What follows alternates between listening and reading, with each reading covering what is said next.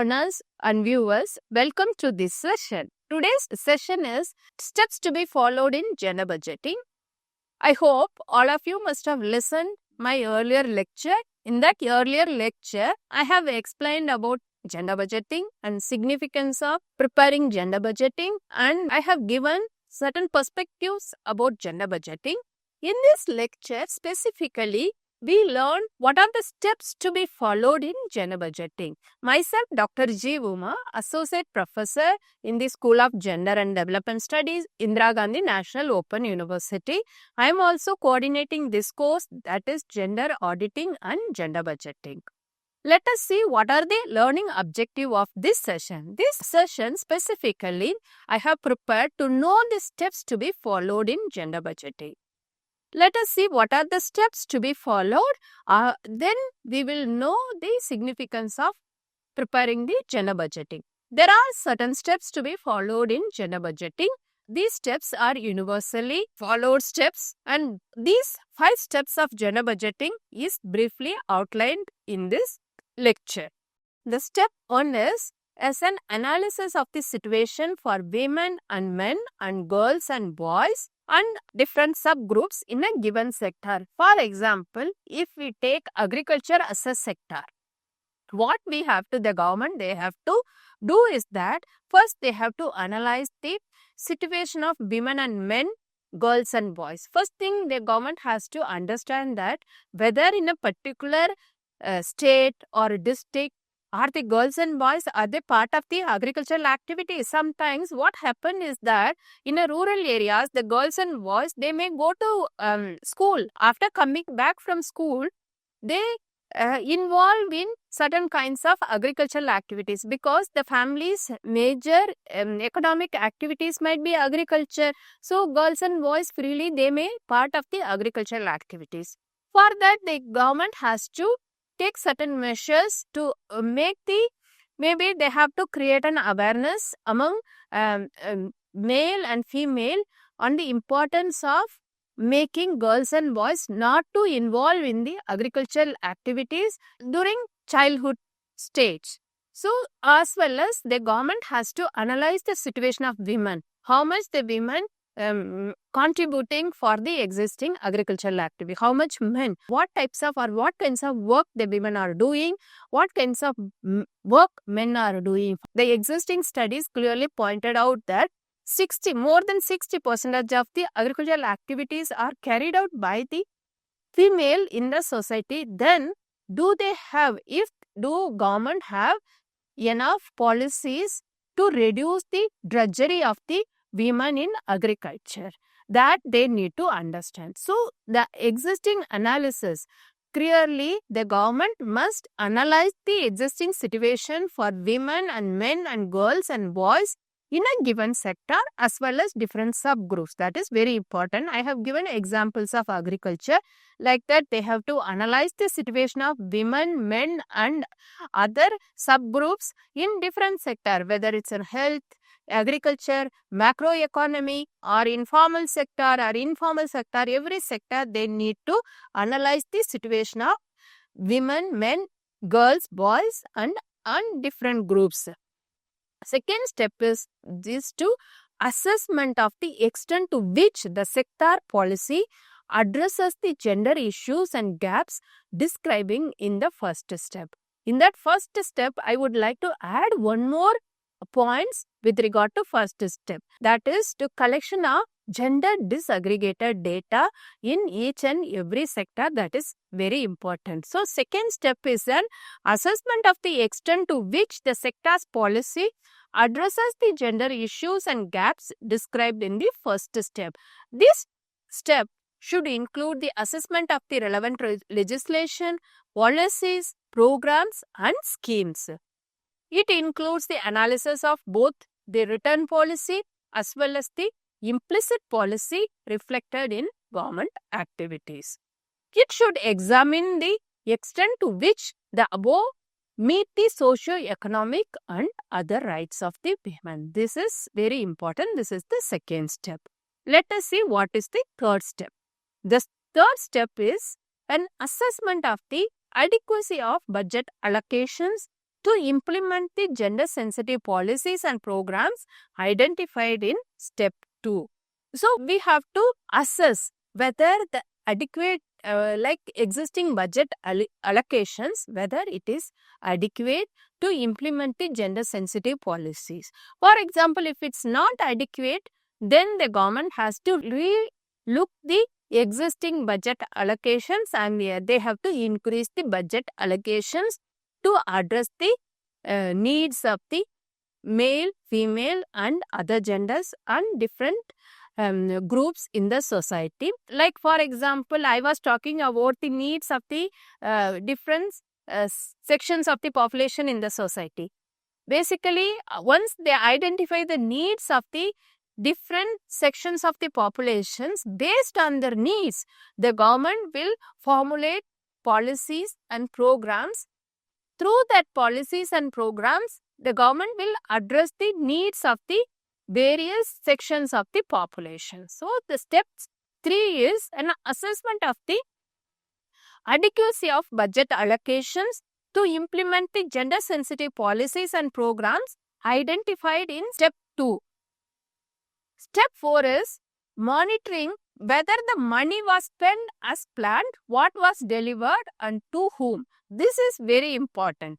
For example, in this step 4, monitoring is very important. Maybe the government has allocated enough resources and the government has formulated policies and programs and allocated enough resources. The step 4 is that we have to monitor whether the amount allocated for the particular policies, whether it has spent as planned, like if they have spent, whether it could delivered whatever the policies we have planned. For example, one is that to reduce the maternal mortality rate, that is the significant policies the government wants to do that, because it's like when we want to reduce the maternal mortality rate, what is the significant step the government has to do? That is that first thing is that we have to create the awareness among like expectant mothers, not well as adolescent girls, as well as like male and other members in the society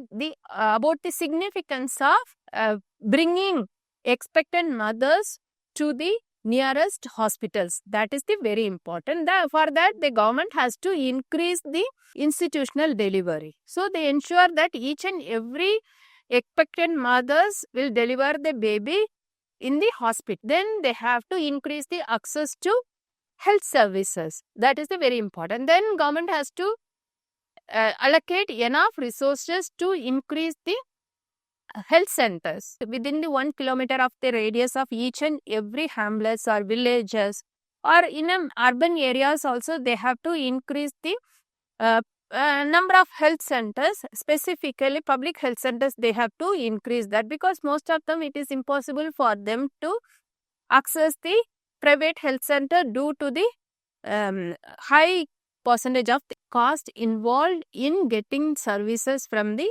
private health services.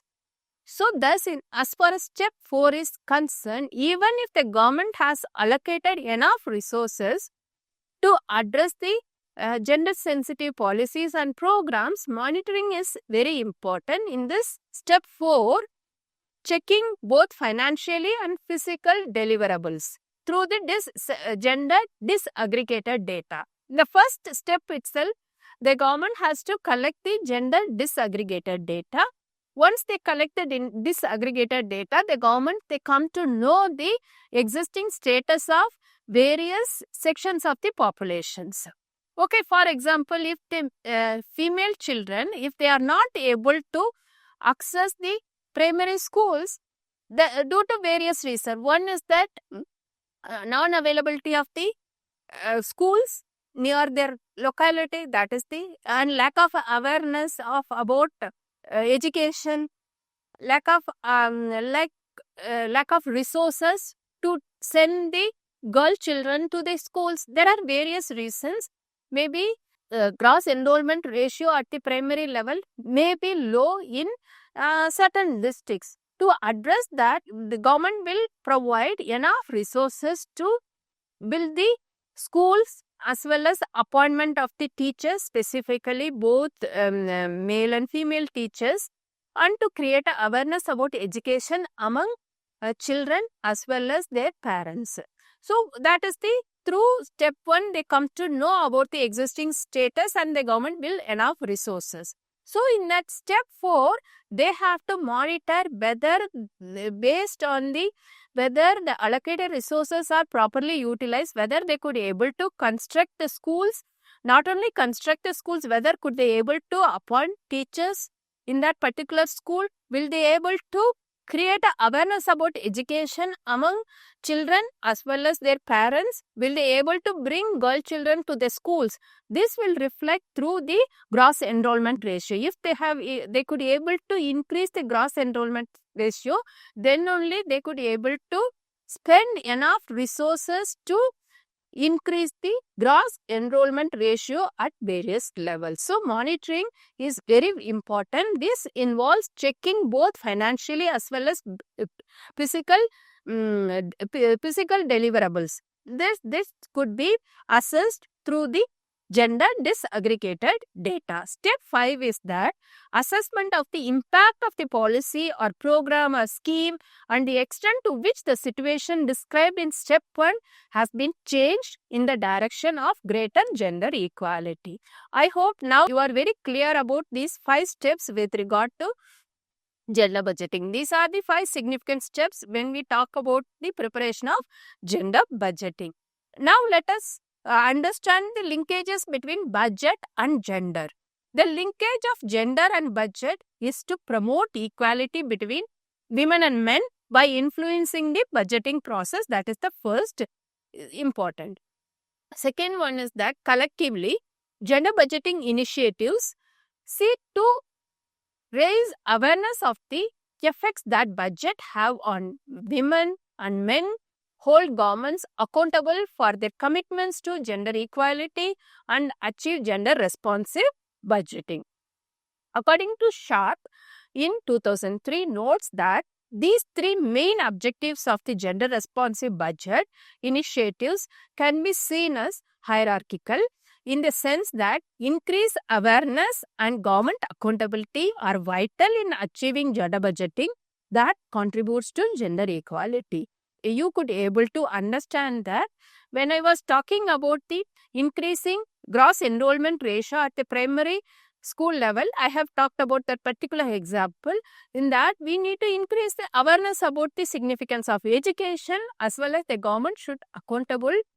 These 2 points are very significant when we talk about achieving gender budgeting that contributes to greater gender equality. That is very important. So awareness creation and government accountability. Government accountability is the government should accountable to address the existing gender inequality. Then only it could able to allocate enough resources. With that resources, we could able to achieve gender equality.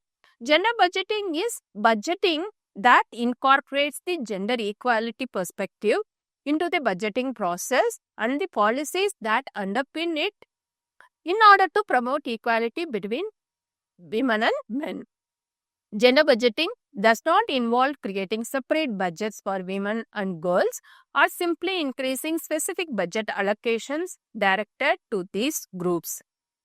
Instead, it involves collecting budget revenues and allocating expenditures that address persistent inequalities between women, girls, men and boys. We could able to do small comparative analysis of the impact of budgets on men and boys and on women and girls is the first step in the process towards gender responsive budget. In the beginning of my today's lecture, I have explained how to do the comparative analysis. Okay, when we talk about health, whether both male and female, do they have an access to health services?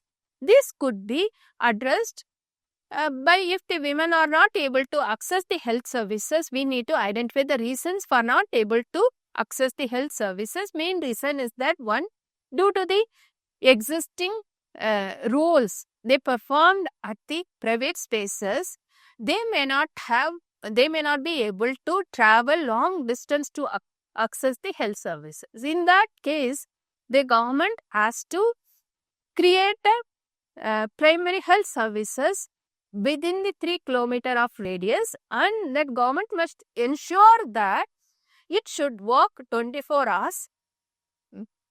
Once the particular primary health centers start working the entire day, then the women, they could able to access the health services based on the available time, and whenever they get time to access the health services, they can easily they go to the nearest health services and they could able to access.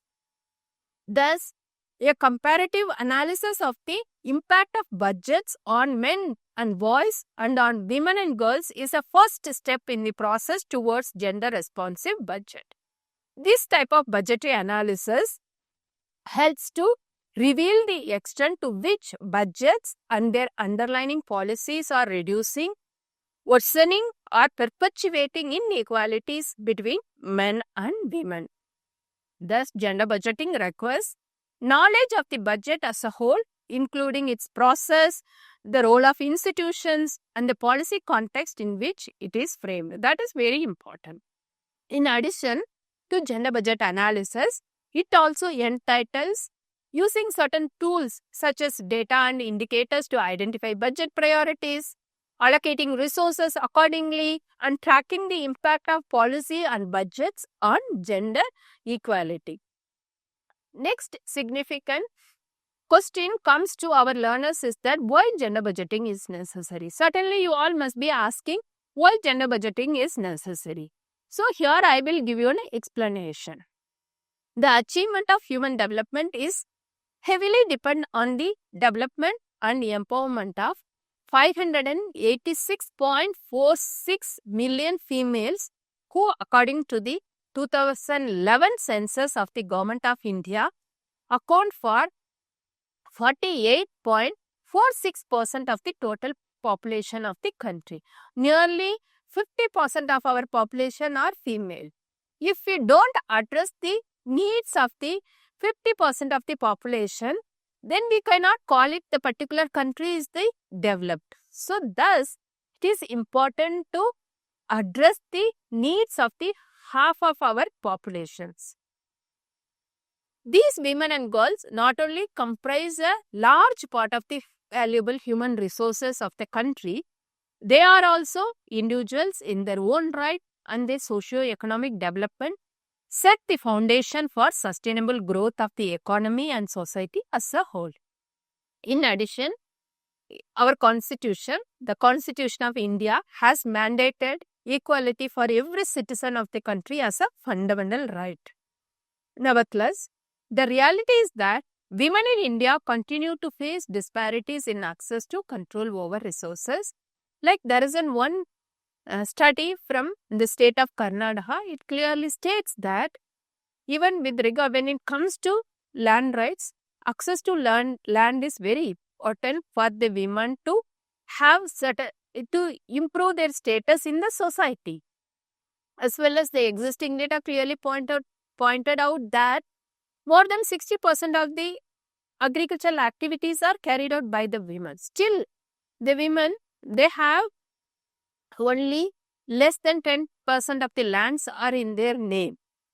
Thus, these disparities are reflected in indicators of health, nutrition, literacy, educational attainments, skill levels, occupational status, among others. These are the some indicators I have given.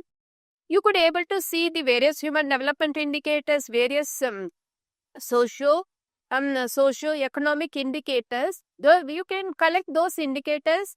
Based on the indicators, the government could able to, certainly the government need to collect the data related to that indicators to assess the status of men, women and other genders, as well as the status of the girls and boys in a given society. Once they understand the existing status of women and men, girls and boys, then the government will understand the significance of preparing gender budgeting. So some of the indicators I have given, you could be able to use these indicators and you could be able to check the existing data. Then our learners, certainly you will understand the need for preparing gender budgeting. The poor status and value attached to women is also reflected in the fact that the female sex ratio for the 0 to 6 age group declined from an already low 927 in 2001 to 918 in 2011 census of India, implying that millions of girls went missing in just a decade. What it shows, this sex ratio certainly shows that there is a male preference in the society. So for that male preference, then even though we have various policies, programs, laws, that certainly it is not encouraging the male preference. Still, due to the existing patriarchy and socialization process, the society prefer a male child rather than female child. This preference, male preference, has reflected in the existing sex ratio. You could able to see the sex ratio for the 0 to 6 age group. It has declined, already low. Still, it has declined from 927 in 2001 census to 918 in 2011 census. Thus, the government certainly it has to address this issue through various measures, either by formulating laws and also creating awareness. And we need to address the existing patriarchy, and we need to address the existing socialization, and we have to make them to understand that there is no difference between male and female except the biological difference between male and female. There are a number of gender-specific barriers which prevent women and girls from gaining access to their rightful share in the flow of public goods and services. Unless these barriers are addressed in the planning and development process, the fruits of economic growth are unlikely to be completely bypass significant sections of the country's population. This in turn does not occur well for the future growth of the economy. Then policy, we need to see what are the policy areas covered by gender budgeting. Gender budgeting theory and practice has grown out of the widening understanding that economic policy can contribute to narrowing or widening gender gaps across a broad spectrum of policy areas, including health, education, welfare, transport and development. Hence, gender budget initiatives can be applied in any policy area. You all must be wondering how the transport can be addressed the gender budgeting issues. For example, like we need to develop a safe road for female also. Then when they travel for long distance, they should not face any kind of gender-based violence. That is the first thing. Second thing is that when it comes to transport, we talk about the transport within a city or for traveling in a longer durations, or like when it comes to transport within a city, the entire city, the government could be able to address the transportation facilities of the entire city, not only during a daytime. The government must ensure that the female, without any fear, they have to travel during night time also. Then only they could able to take up various activities or various macroeconomic activities in the formal sector. If there is no transportation facilities, most of the time the female, they may hesitate to work in the formal sector. So when it comes to transport, there are various aspects within a transport. Those aspects needs to be analyzed from a gender perspective. Accordingly, the government should allocate resources to address various gender perspectives when it comes to transport. See, for example, welfare. The government has to provide various welfare measures, both male and female, but it needs to be analyzed in a gender segregate. It needs to be analyzed what type of activities the female they are doing when it comes to what kind of economic activities female they are performing, what kind of economic activities male are performing. If there is a large percentage of the female are part of the informal economy, then certainly the government has to formulate policies, social security measures to address the needs of the women in the informal sector. Like that, each and every sector needs to be analyzed from a gender perspective. Accordingly, they need to formulate policies to bring gender equity and equality in the society. Additionally, gender budgeting is applicable to both macro and micro level economic policy and to public spending and revenue. Most initiatives around the world have focused on public expenditure.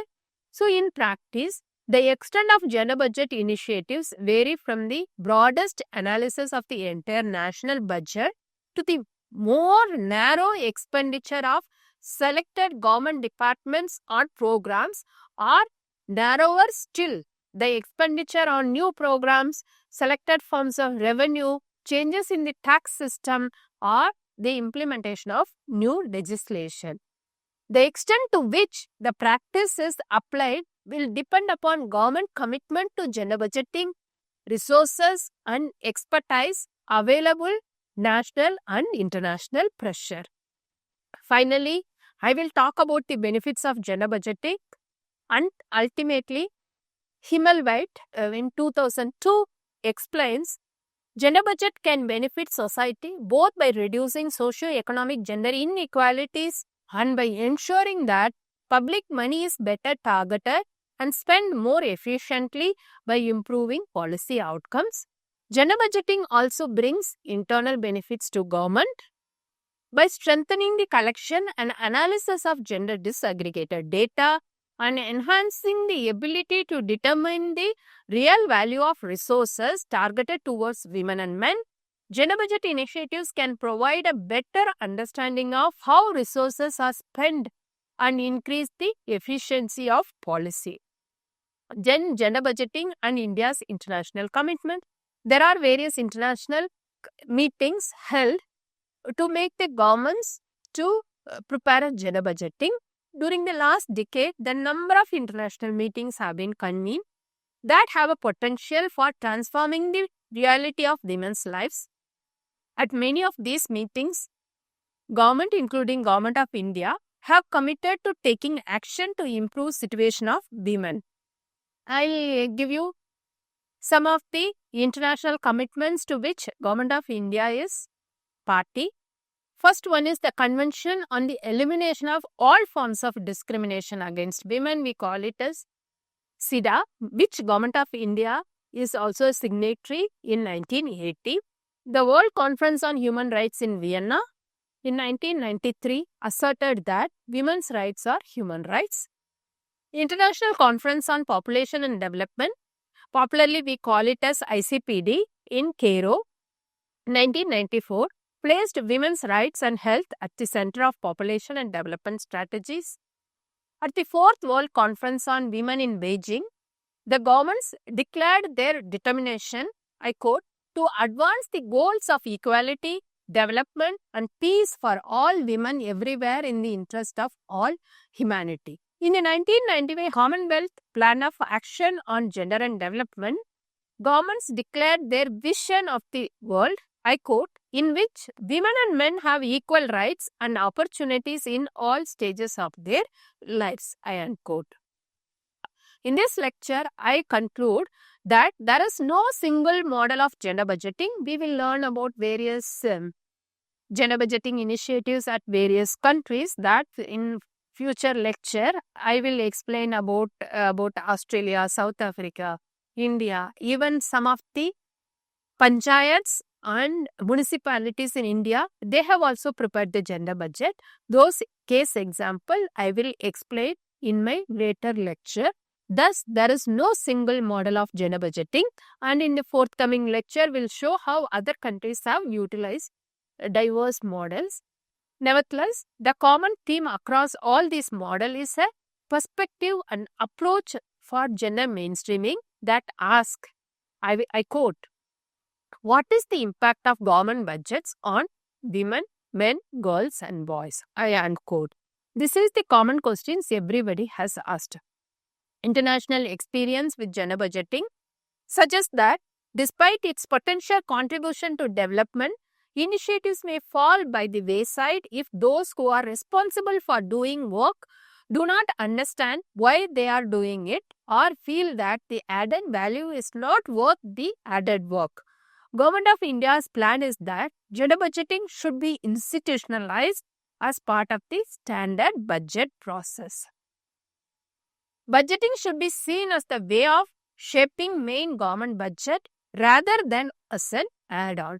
This is very important. We all must understand that budgeting should be seen as a way of shaping the main government budget rather than as an add-on. In the early years of doing gender budgeting, there will be extra work as government officials learn new skills and methods of analysis, and whoever there in the Ministry of Finance, they must have gender sensitive. Specifically, the Ministry of Finance and Ministry of Women and Child Development, they are the lead agencies and they work together and they perfect the methodology and guidelines. After a few years, however, the approach will become a natural and obvious part of the good budgeting process. From these references, I have prepared today's lecture. In the forthcoming lecture, we talk about various models of gender budgeting, and it is prepared by various countries in the world. Some countries, they are very successful in preparing gender budgeting and they are very successful in addressing the various sections of the population in the country. I hope you understood the steps to be followed in preparing gender budgeting as well as significance of preparing gender budgeting through various examples. Thank you so much for listening this session. In the forthcoming session, we will talk more about gender budgeting and gender auditing, and we learn about the techniques of preparing gender budgeting and gender auditing. Thank you so much.